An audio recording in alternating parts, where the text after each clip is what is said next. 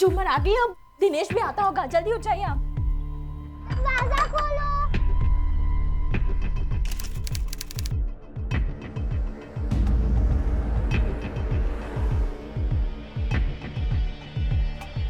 चाचा, मैं आपके इधर से जा सकती हूँ जा अंदर? बेटा, जा बेटा।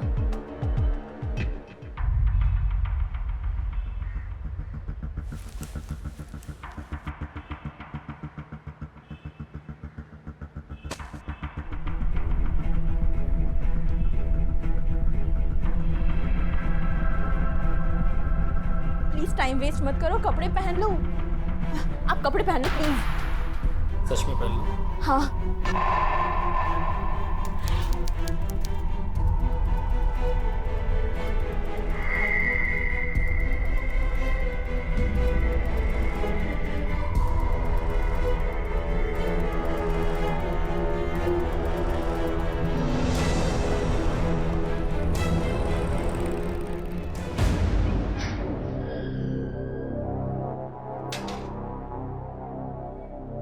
नाना नानी। क्या हुआ बेटी? तू इतनी घबराई हुई क्यों है? स्कूल में किसी से झगड़ा हुआ क्या? ये क्या बेटा, ड्रेस नहीं बदली? घर नहीं गई थी क्या? नानी बहुत भूख लगी है। ओ भूख लगी है बेटा को, अभी परोस के लाती हूँ। हैं? लापरवाही की हद है। माँ बाप दोनों कोई चिंता नहीं है इसकी। लड़की कहाँ है कहाँ नहीं, खाना खाया है कि नहीं, मुझे बहुत चिंता होती है सच में इसकी। चिंता तो मुझे भी हो रही है, पर क्या करें, अपने दामाद को क्या बोले जब अपनी बेटी ही नालायक हो। लो आ गई। झूमर क्यों स्कूल लेने नहीं गए इसको? आप लोगों को तो बस मौका चाहिए झूमर के सामने मेरी बुराई करने का। आज दिनेश की बारी थी इसे स्कूल से लाने की। जैसे तुझे इसकी चिंता नहीं है ना, ऐसे दिनेश को भी नहीं है। अरे रोती बिलखती भूखी प्यासी अकेली आई है स्कूल से। पापा देखो ना, आज दिनेश की बारी थी इसे स्कूल से लाने की, वो भूल गया तो इसमें मेरी क्या गलती है? मैं तो तुम लोगों को समझाते समझाते थक गया।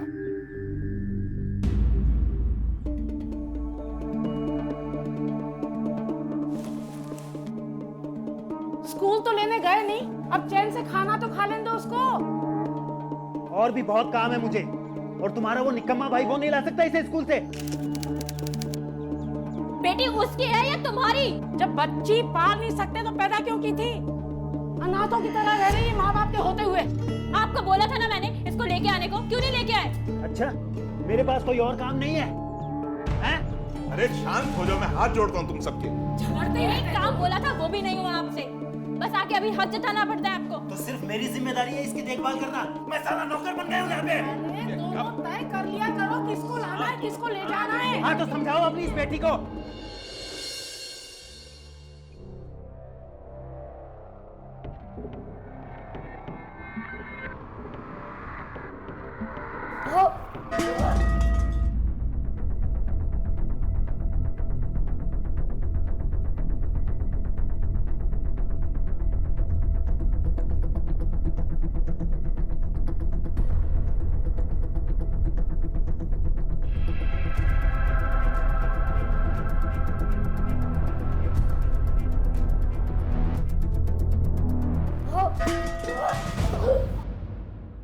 बेचारी झूमर 7 साल की मासूम उम्र में वो सब देख सुन रही थी जो उसकी सोच और समझ दोनों से बिल्कुल बाहर था। उसकी माँ का नाजायज रिश्ता, उसके नाना नानी का उसके माता पिता के प्रति रवैया, इसी सब के बीच एक दिन वो हुआ जो किसी ने भी नहीं सोचा था। झूमर लापता हो गई। झूमर! झूमर! झूमर! कहाँ है मेरी बच्ची? कहाँ है? यहाँ तो नहीं आई। अरे ना वो घर पे पहुंची, ना वो स्कूल में है, ना प्रिंसिपल को पता, ना वॉचमैन को पता, उसके दोस्तों से पूछा, किसी को कुछ नहीं पता है। इसी बात का तो डर था मुझे। एक न एक दिन है ना इनकी लापरवाही का नतीजा झूमर को भुगतना पड़ेगा। मुझे बताइए मेरी बच्ची कहाँ है?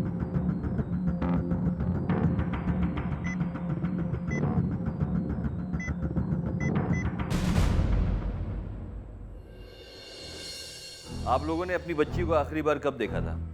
सर आखिरी बार जब सुबह उसे स्कूल छोड़ने गए तभी देखा था।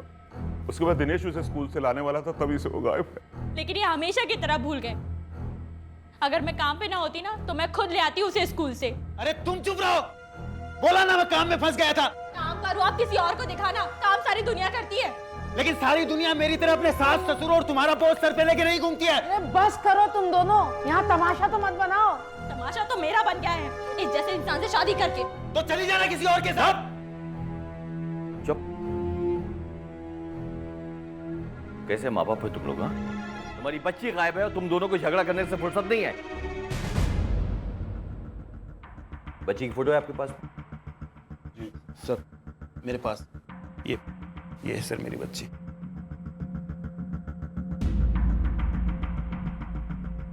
कॉपीज बनाओ।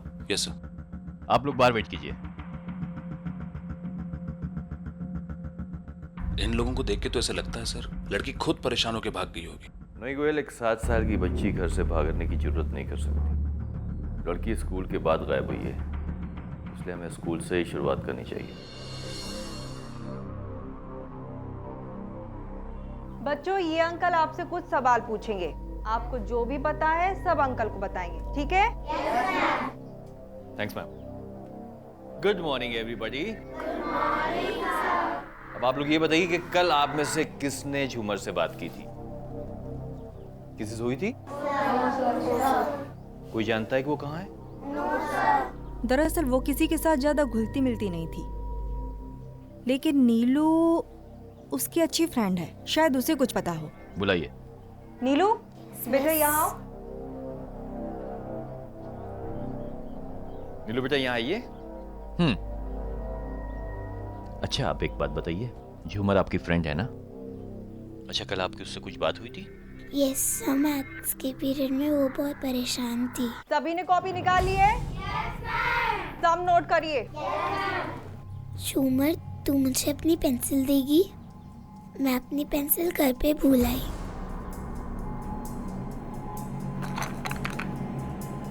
मुझे तो सिर्फ एक ही चाहिए। तो रख ले इन्हें, मुझे अब इनकी जरूरी नहीं है। क्यों? मुझे स्कूल बिल्कुल पसंद नहीं है, मैं भाग जाऊंगी इधर से। तो रख ले ये। नीलू, झूमर, क्लास में बात कर रही हो? Behave yourself।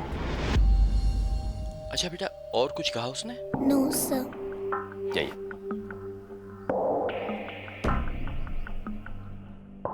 ना तो उसका होमवर्क ही पूरा होता था, ना ही वो पढ़ाई पर ध्यान देती थी।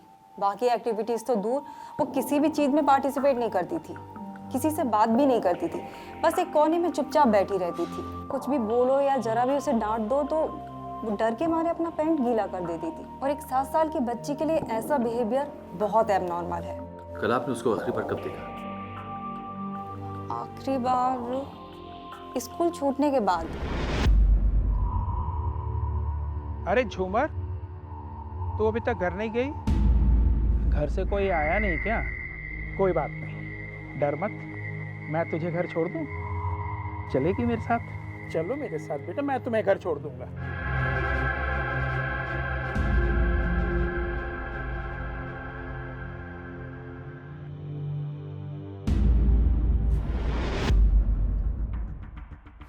वो जो लड़की झूमर यहाँ खो गई, उसको आप जानती थी? हाँ साहब, जानती हूँ उसे। स्कूल के बाद जब मैं झाड़ू लगाती थी तो वो अक्सर अकेली बैठी रहती थी, कोई लेने नहीं आता था उससे। और सब एक और बात, एक बार मैंने पीयून को उसे डराते हुए देखा था। मम्मा! मम्मा! क्या हो बेटा? क्यों डरा रहा बच्ची को? आपको शर्म नहीं आती है? ठीक है, आप जा सकते हैं। मैंने कुछ नहीं किया साहब। झूठ बोल रहा है। स्कूल की क्लीनर ने अपनी आंखों से देखा था तुझे उस बच्ची के साथ। कहीं तूने उसके साथ कुछ गलत तो नहीं किया? ये डर से कि वो बच्ची अपने घर पे मुंह ना खोल दे, तूने उसे मार दिया। नहीं साहब, मैंने ऐसा कुछ भी नहीं किया साहब। मैं तो उसे तंग किया करता था साहब। अरे झूमर, क्या हुआ? आज फिर मम्मी पापा तुम्हें लेने नहीं आए? कोई बात नहीं, मैं तुम्हारे साथ कुछ देर बैठता हूं, ठीक है? मुझे तुम्हें कुछ देना है, देखोगी? ये देखो, चूहा। क्यों डरा रहा बच्ची को? भगवान की कसम साहब, मैं उसे तंग कर रहा था, उसे कोई नुकसान नहीं पहुंचाया साहब मैंने। साहब गलती हो गई साहब। लेके जाओ उसे। क्या करना है सर इसका? इस आदमी पे मुझे रत्ती भर भरोसा नहीं है, नजर रखो इस पे। हमारे देश में हर साल लगभग 1 लाख बच्चे गायब होते हैं और बदकिस्मती से तकरीबन 45% बच्चों को ढूंढा ही नहीं जा पाता। समय बीतता जा रहा था और झूमर के बारे में कुछ पता नहीं चल पा रहा था। आखिर कहां थी झूमर और किस हाल में थी? परसों झूमर आपके घर आई थी? जी साहब, स्कूल के बाद शीला उसे यहीं छोड़ गई थी। उसने कुछ कहा? उसका बर्ताव कैसा था उस वक्त? दिन में तो ठीक ही था, लेकिन हाँ, शाम को जरूर वो थोड़ी चुप सी थी।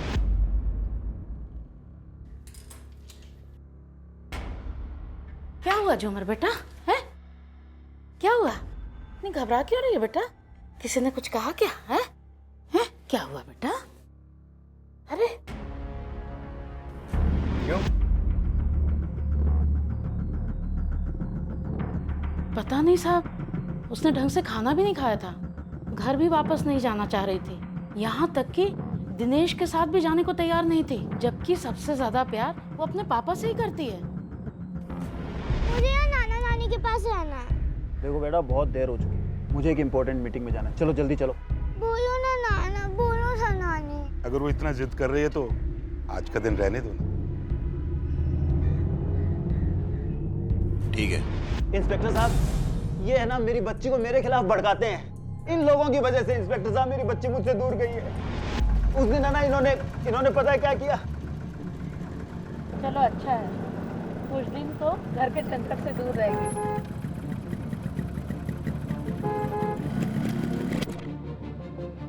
क्या है रे? तुमसे मतलब नहीं है, चलो बेटा। अरे बेटा बेटा, चल, अरे बेटा, कहाँ ले दिनेश? आप लोगों की हिम्मत कैसे हुई मेरी बेटी को मेरी इजाजत के बगैर मेरे घर से ले जाने की? हमारी कुछ नहीं लगती। कुछ नहीं लगती। और हाँ, एक बात कान खोल के सुन लीजिए, अगर आज के बाद आप लोगों ने ऐसी हरकत की तो दोनों को किडनैपिंग के केस में अंदर करवा दूंगा, समझे आप? चल बेटा। डॉक्टर साहब, मेरी झूमर को ढूंढ के ले आइए, उसके बिना हमारी जिंदगी, हमारा ये घर सूना हो गया। अगर आप लोगों ने अपनी बच्ची का ध्यान रखा होता तो शायद ये नौबत नहीं आती। खैर, इस घर में और कौन रहता है? नीचे का कमरा हमने किराए पर दिया है, उसमें विनीता नाम की किराएदार रहती है। गोयल, इस इलाके में आसपास रहने वाले सभी लोगों से पता करो, क्या उनको झूमर के बारे में कुछ पता है? Yes sir. विनीता तुम्हारा नाम है? जी झूमर को जानती हो? जी, वो आती रहती थी यहाँ पर, मुझसे बात भी करती थी कई बार।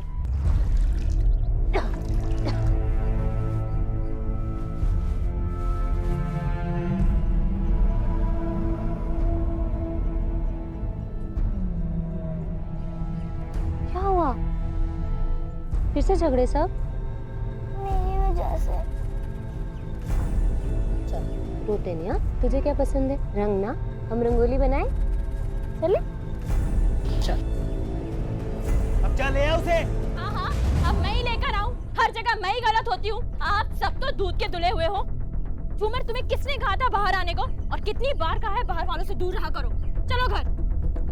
विनीता, तुम परेशान मत हो, उसकी तो बुद्धि मारी गई है। हाँ, उसका कुछ पता चला? परसों जब वो यहाँ पर आई थी, तुम्हारी कुछ बात हुई उससे? जी, मैं 2-3 दिन से घर से निकली ही नहीं। मेरी तबीयत ठीक नहीं थी, मैं दिन भर सोती ही रही, तो बात नहीं हो पाई। आप झूमर को जानती हैं? कौन? बच्ची? हाँ। हाँ, वो अक्सर होते हुए अपने नाना नानी के घर आती थी। इन लोगों की किसी के साथ दुश्मनी थी? क्या दुश्मनी साहब, ये लोग तो अपने दुश्मन खुद ही हैं। रोज लड़ाई झगड़े की आवाजें आती रहती थी इनके घर से। जब से दिनेश ने दुकान और घर झूमर के नाम करी है ना, तब से शीला के और उसके बहुत झगड़े होते हैं। शीला को ये बात बिल्कुल पसंद ही नहीं आई है। तुमने इतनी बड़ी बेवकूफी की है कि एक छोटी बच्ची के नाम सारी प्रॉपर्टी कर दी। अरे तो कौन सा पहाड़ टूट पड़ा? अपनी बेटी के नाम ही तो किया मैंने अपनी प्रॉपर्टी, किसी अरे गरे के नाम तो नहीं किया ना।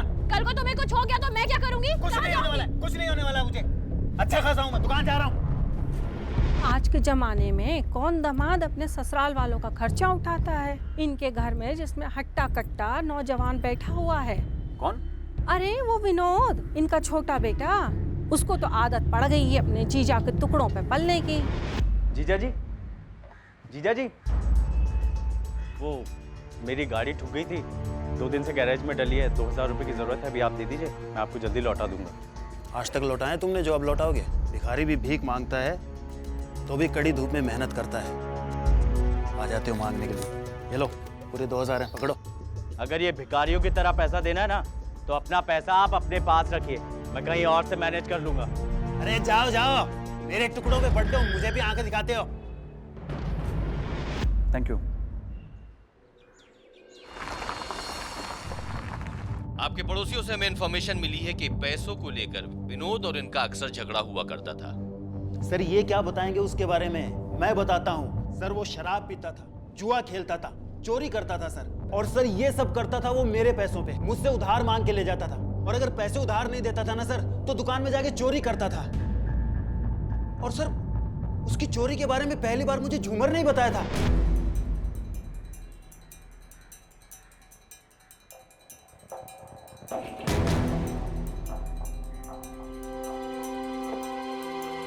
पैसे कहाँ गए?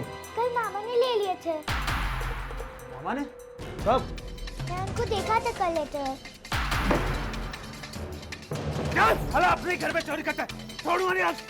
दादी छोड़िए मुझे। छोड़ो। चोरी करता है, चोरी करता है तू। मेरी बात सुनिए, मैंने कोई चोरी नहीं की। तूने चोरी नहीं की? झूमर ने बोला है मुझे, उसकी बात पे विश्वास है मुझे, वो झूठी बोलती। अरे छोड़िए, वो 7 साल की बच्ची, आपको उस पर यकीन है, मुझ पर यकीन नहीं है। अरे यकीन है, वो झूठ नहीं बोल सकती है। अरे मार डालेगा क्या? छोड़ना उसको। बस करो, बस करो। अरे छोड़िए आप। लोग देख रहे हैं, क्या कर रहे हो? झूमर चल, बहुत तमाशा हो गया यहाँ पे। छोड़िए।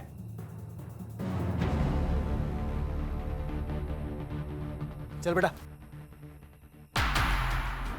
सर उसी ने किया है ये, उसे यहाँ पुलिस स्टेशन लाइए सर, उससे अच्छी तरह पूछताछ कीजिए प्लीज। मेरी बच्ची मुझे दिला दीजिए please sir. Goyal. Yes sir. Vinod को लेकर आ। Right sir. Sir please sir मारिए मत सर, प्लीज सर मारिए मत सर। सर मैं मानता हूँ कि मैंने चोरी की थी और मुझे झूमर पर गुस्सा भी आया था, पर सर मैं इतना बड़ा बेवकूफ नहीं कि इतनी सी बात के लिए इतनी छोटी बच्ची से दुश्मनी रखूंगा। काम क्या करता है तू? सर काम ढूंढ रहा हूँ। कहाँ ढूंढ रहा है? सट्टे के अड्डे पे? जानते हैं हम, बहुत कर्जा है तुझ पर। काम धंधा नहीं था तो थोड़े से पैसे उधार ले लिए थे। और वो कर्ज चुकाने के लिए तूने झूमर को किडनैप कर लिया ताकि तू उसके बाप से पैसे हट सके। सर मैं चोर हो सकता हूँ, सट्टेबाज हो सकता हूँ, पर मैंने किसी को किडनैप नहीं किया। अरे एक बात, झूमर को ना उसका बाप डराता धमकाता था, शायद वो उसका कोई राज जानती थी। आप उसके बाप से क्यों नहीं पूछते?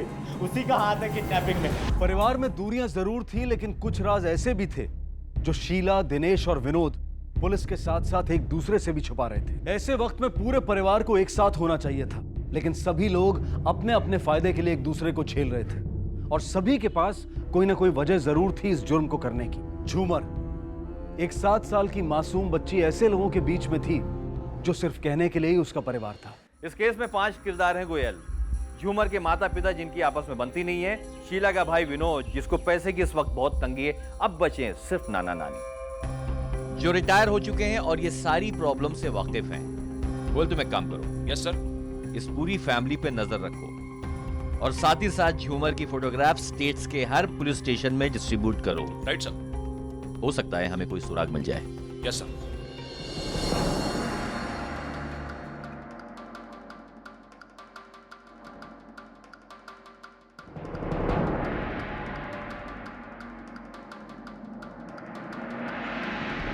सर ये वही आदमी है जिसने झूमर को कार में बैठते हुए देखा था।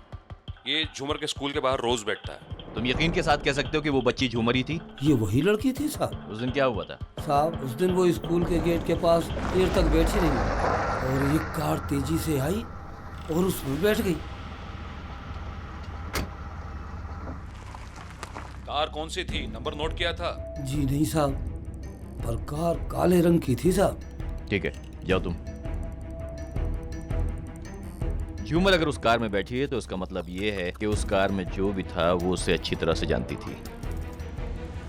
इस तरह की डरी सहमी बच्ची किसी अनजान व्यक्ति के साथ में कार में क्यों बैठेगी?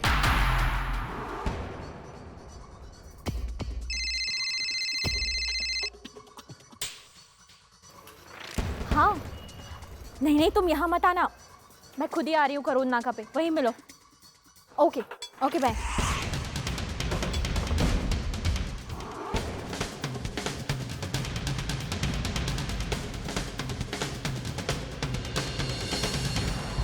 आप मुझे गलत समझ रहे हैं। मैं एक ब्यूटिशियन हूँ और मदन मेरा सिर्फ दोस्त है। तो क्या अपने आशिक घर उसको तू लिपस्टिक लगाने जाती थी? सब जानता हूं मैं कि तुम दोनों के बीच क्या चल रहा है। अपनी ही बेटी की दुश्मन बन गई तू, सिर्फ इसके लिए कि तेरे पति ने उसके नाम पर सारी जायदाद कर दी। तुमने इतनी बड़ी बेवकूफी की है कि एक छोटी बच्ची के नाम सारी प्रॉपर्टी कर दी। अरे तो कौन सा पहाड़ टूट पड़ा? अपनी बेटी के नाम ही तो किया मैंने, अपनी प्रॉपर्टी किसी अरे गरे के नाम तो नहीं किया ना। तू अच्छी तरह से जानती थी कि तेरी पति की कमजोरी झूमर है, इसलिए उसको सबक सिखाने के लिए तूने उसको किडनैप कर लिया। सर ये आप क्या कह रहे हैं? कोई भी माँ पैसों के लिए अपनी बेटी के साथ ऐसा नहीं करेगी। तो ये नाजायज रिश्ता छुपाने के लिए तुमने और तुम्हारे आशिक ने मिलकर झूमर के किडनैपिंग का प्लान बनाया। सर मैं मानती हूँ मैंने बहुत लापरवाही की झूमर के साथ, मैंने बहुत गलतियाँ की, लेकिन झूमर में मेरी जान बचती है। मैं ऐसा क्यों करूँगी? झूमर की किडनैपिंग एक ब्लैक कार से हुई।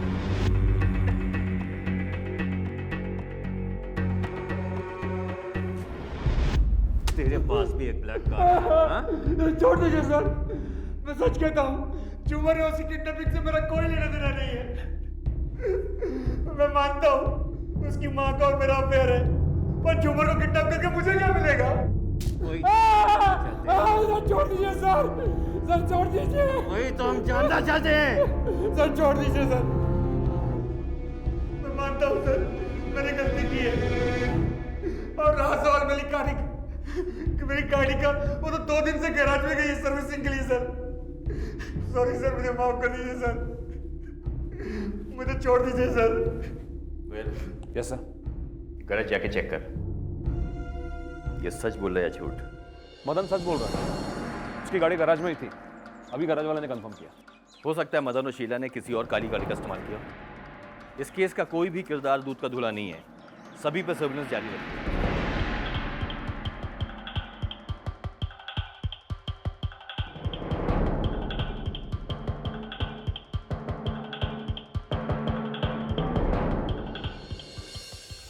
पुलिस को भी यकीन हो गया था कि झूमर जिस माहौल में पल बढ़ रही थी वो एक बच्चे के लिए बिल्कुल भी सही नहीं था। हालांकि उसके परिवार वाले दावा तो कर रहे थे कि वो झूमर से बहुत प्यार करते हैं, लेकिन झूमर के प्रति उनका बर्ताव कुछ और ही कह रहा था। पुलिस के शक की सुई सबकी तरफ घूम रही थी, क्योंकि सबके पास कोई ना कोई मकसद जरूर था झूमर को नुकसान पहुंचाने का। वक्त बीतता जा रहा था और पुलिस के हाथ अब तक कोई कड़ी, कोई सबूत नहीं लगा था, और ऐसे में झूमर के परिवार वालों के आपसी रिश्ते और खुलकर सामने आने लगे। सर मैंने दिनेश के कॉल रिकॉर्ड चेक किए, मुझे एक अजीब सी बात मिली सर। कौन सी बात? सर दिनेश लगातार पिछले 3 सालों से एक गायनेकोलॉजिस्ट के कांटेक्ट में है। तो उसमें अजीब क्या है? Is a married man. अजीब बात यह है सर कि इस गायनेकोलॉजिस्ट का क्लिनिक शहर से काफी दूर है। कोई अपनी वाइफ को लेकर वहां क्यों जाएगा, जबकि शहर में इतने सारे डॉक्टर्स अवेलेबल हैं।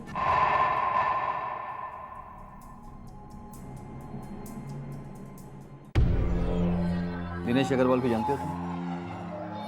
दिनेश अग्रवाल? हाँ सर, मैं उसे जानता हूँ। वो कई बार मेरे पास आया एबॉर्शन की दवाई लेने के लिए। मैंने उसे कई बार समझाया कि एबॉर्शन की दवाइयाँ बार बार लेना खतरे से खाली नहीं है। तुमने उसे गर्भपात की दवाई दी, ये जानते हुए कि ये इलीगल है? मुझे लगा कि सर वो बहुत मजबूरी में है सर, इसलिए मैंने दवाई दी सर। मजबूरी में?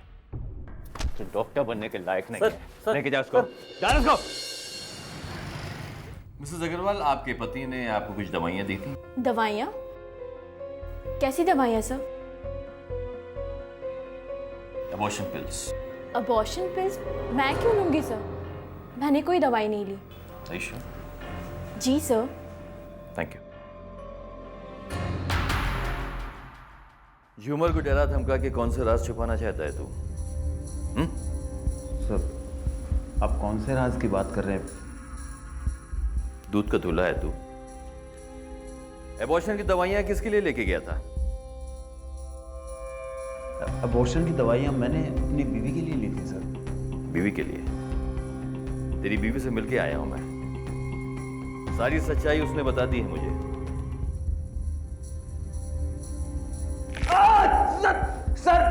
सर मैं सच कह रहा हूं सर, मेरा यकीन कीजिए सर। सर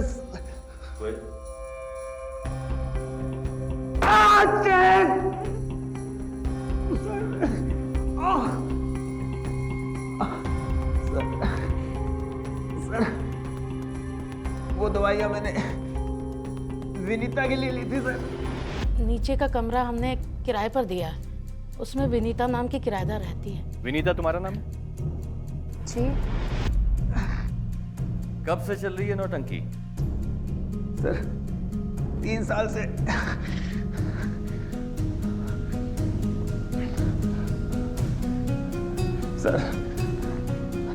सर झूमर को मेरे और विनीता के बारे में पता चल चुका था सर।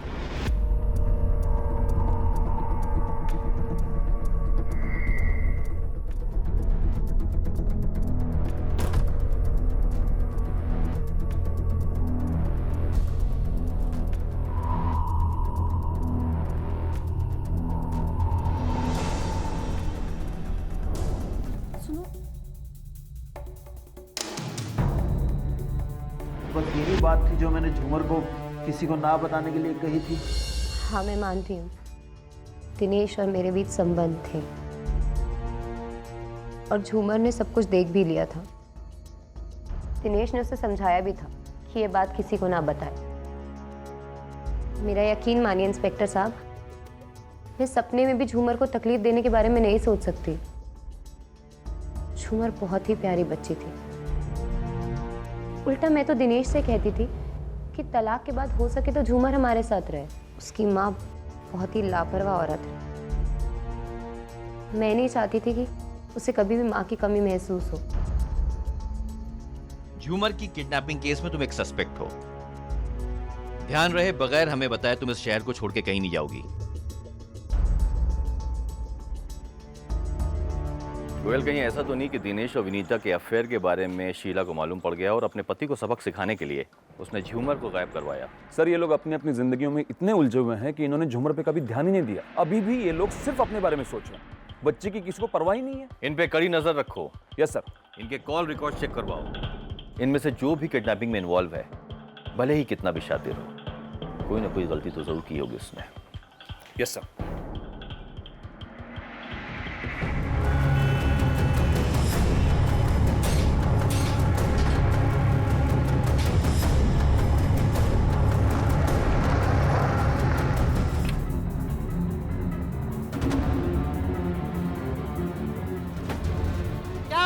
जाना रे, अपना काम कर। क्या है इसके अंदर? कुछ भी नहीं है, जा काम कर अपना।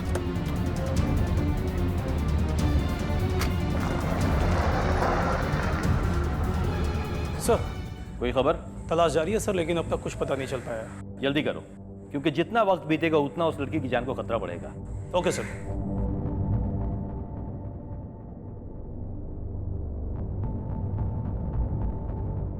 Hello, police station.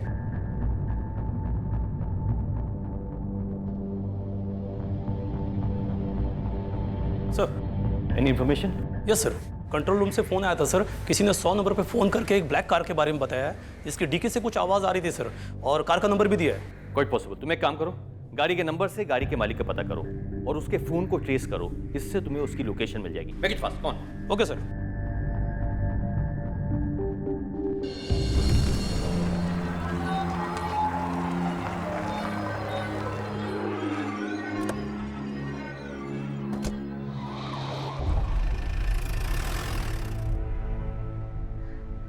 सर यहीं का लोकेशन ट्रैक हुआ है सर। ये एरिया?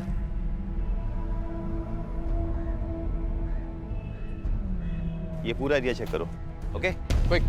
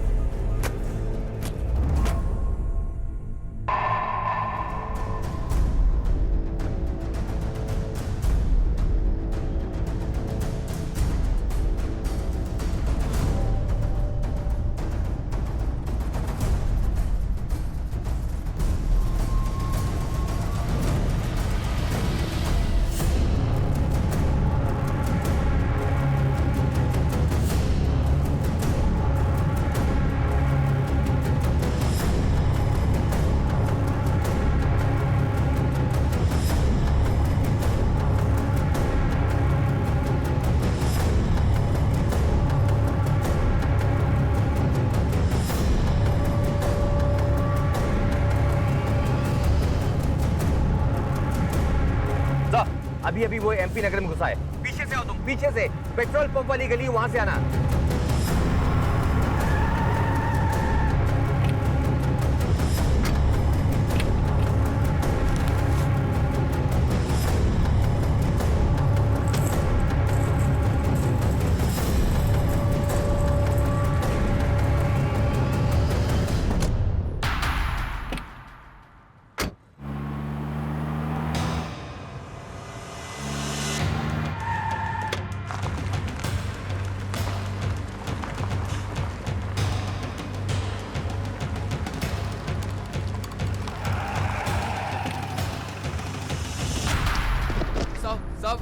साहब मैंने कुछ नहीं किया साहब। झूमर को तुमने ही किडनैप कराया ना अपने भाई की मदद से? हाँ, करा है तो कितनी खुश थी मैं। मुझे पता चला मैं प्रेग्नेंट हूँ, पर दिनेश खुश नहीं था। समाज और परिवार का बहाना बनाकर उसने मेरा अबॉर्शन कराया, वो भी 3 बार। शादी का झूठा वादा करके मुझे बेवकूफ बनाता रहा, पर 4थी बार में नहीं मानी, क्योंकि डॉक्टर ने कहा था कि अगर इस बार अबॉर्शन कराया तो मैं वहां बनने के काबिल नहीं रहूंगी।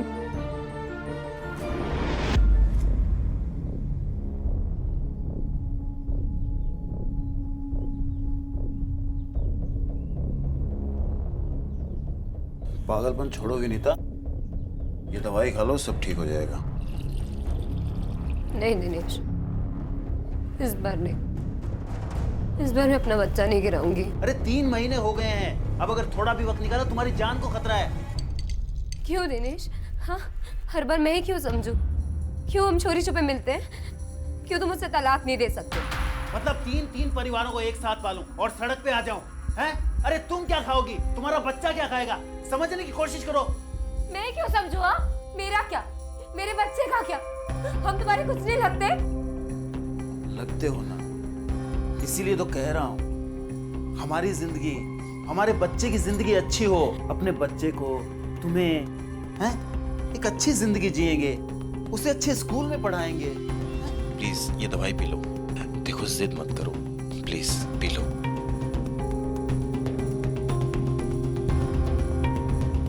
मैं मजबूर थी, इसलिए उसकी बात मैंने फिर मान ली। पर इस बार दवाइयां लेने के बाद बहुत बीमार पड़े। मैं अकेले क्यों तड़पूं? मैं अपने बच्चे खोने का दर्द क्यों सहूं? उसे भी तो पता होना चाहिए कि एक बच्चा खोने का दर्द क्या होता है।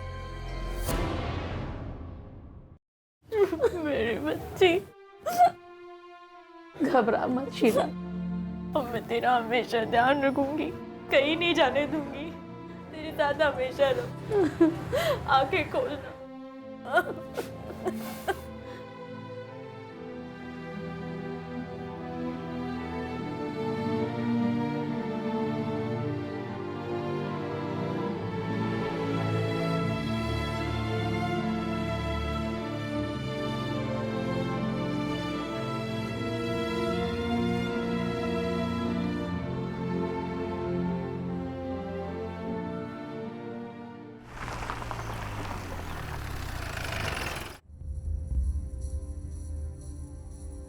इंस्पेक्टर साहब, मेरी बेटी मिल गई है क्या? झूमर हॉस्पिटल में है। हॉस्पिटल में? तुमने जो किया उसकी सजा वो भुगत रही है।